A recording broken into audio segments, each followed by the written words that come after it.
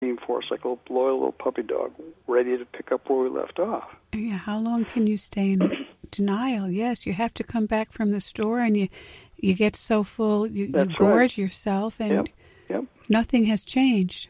No. Only it's gotten worse. There's three touchstones that I would like to offer when it comes to asking, what fear is holding me back. Understand, number one, fear's not out there.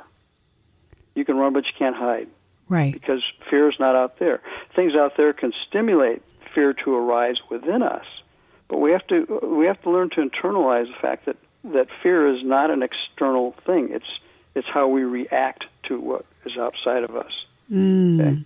So once once we get our arms around these ideas, we can embrace them, and they really empower us to understand that your fear is not in the thing that you're fearing. It's arising from within by the conjecture of the second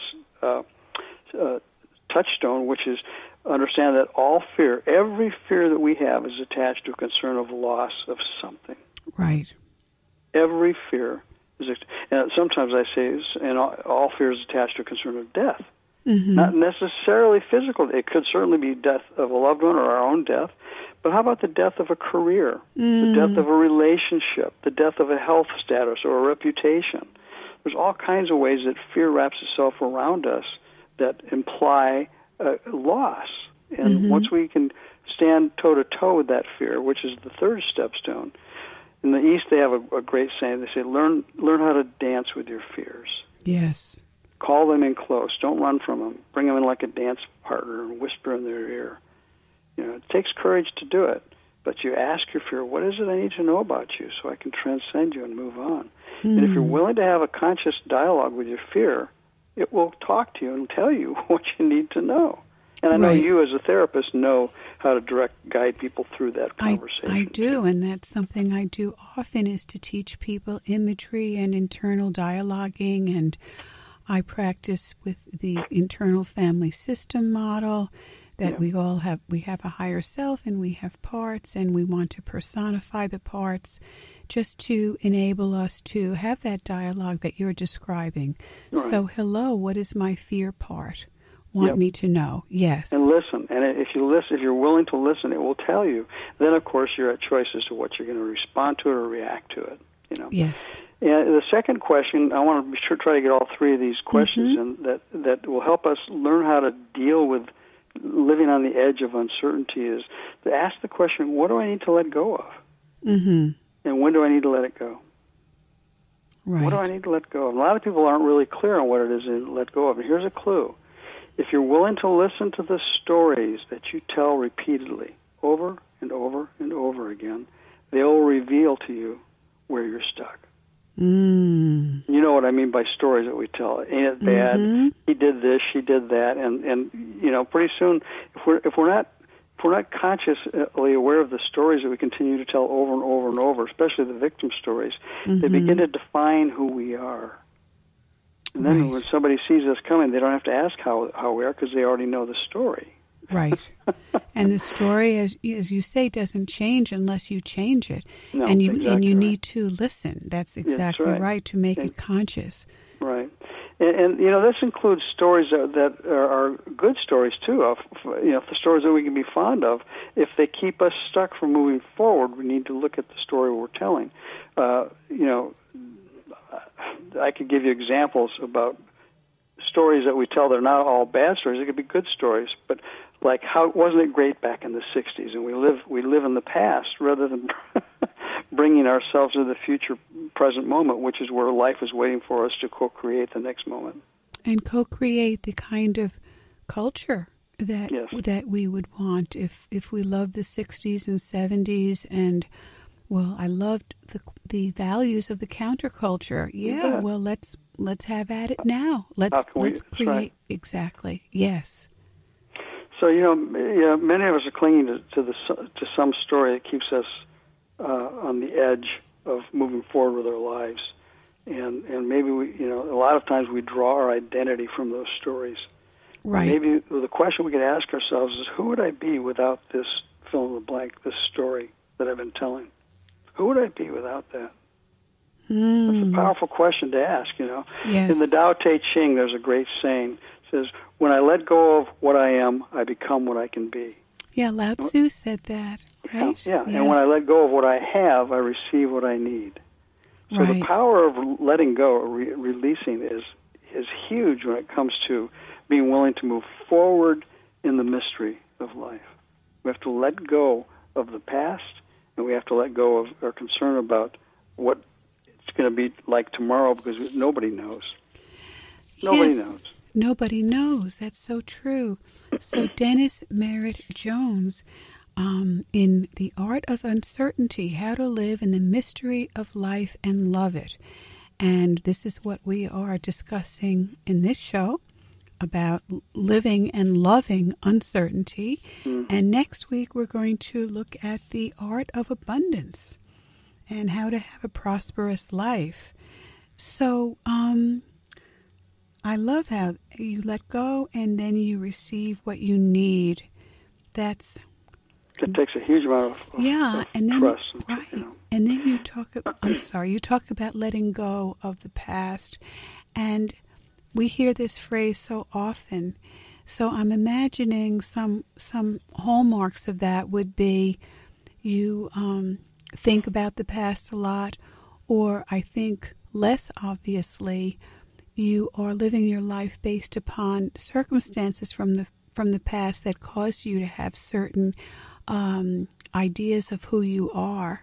Right. And you say that, or you don't even have to say it to yourself because it's so embedded. But right.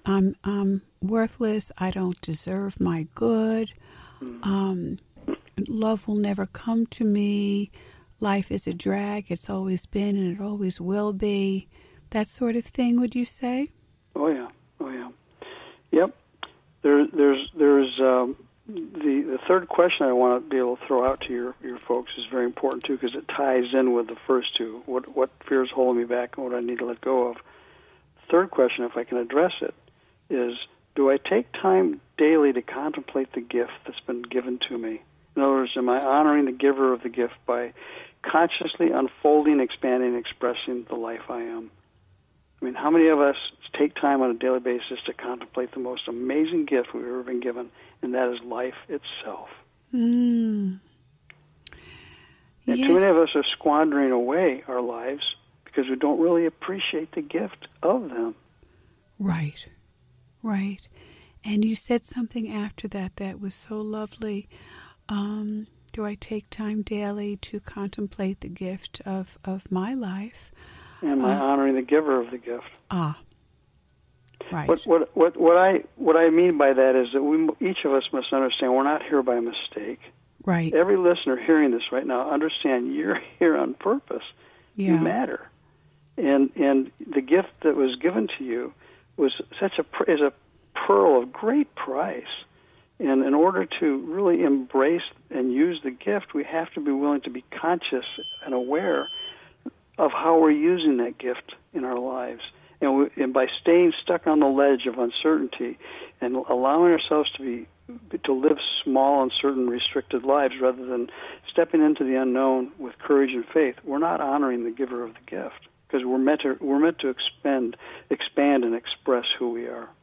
And we honor the giver of the gift, and that can be amorphous or specific depending upon our beliefs.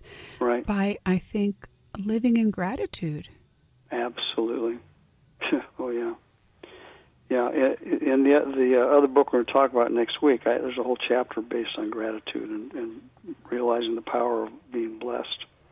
So, yes. I love the practice of self-inquiry, and I'm sure that you use that too, to guide people to go within and really ask themselves the questions that matter, the big questions, part of the process that goes with this idea of understanding how to appreciate the gift that's been given to you is there's three questions three things that in the East is called the three miracles of self-inquiry. The first miracle is that anything exists. Think about that. That anything you see, touch, taste, smell, it exists. It's amazing. Mm-hmm. The second miracle is that living things exist. Mm-hmm. puppy dogs and roses and grass and trees and the amazing things in life that have life force pushing through them. And then the third thing, and this is really the most powerful aspect of the three miracles, the third miracle is that living things exist that know they exist. Self-awareness. Right. So how self-aware can we be and connected with life in the moment that allows us to fully embrace what's in front of us and with courage and faith and trust rather than fear? Well, we have the primitive brain that is our permanent alarm system that doesn't know the difference between the saber-toothed tiger and our boss's crooked eyebrow.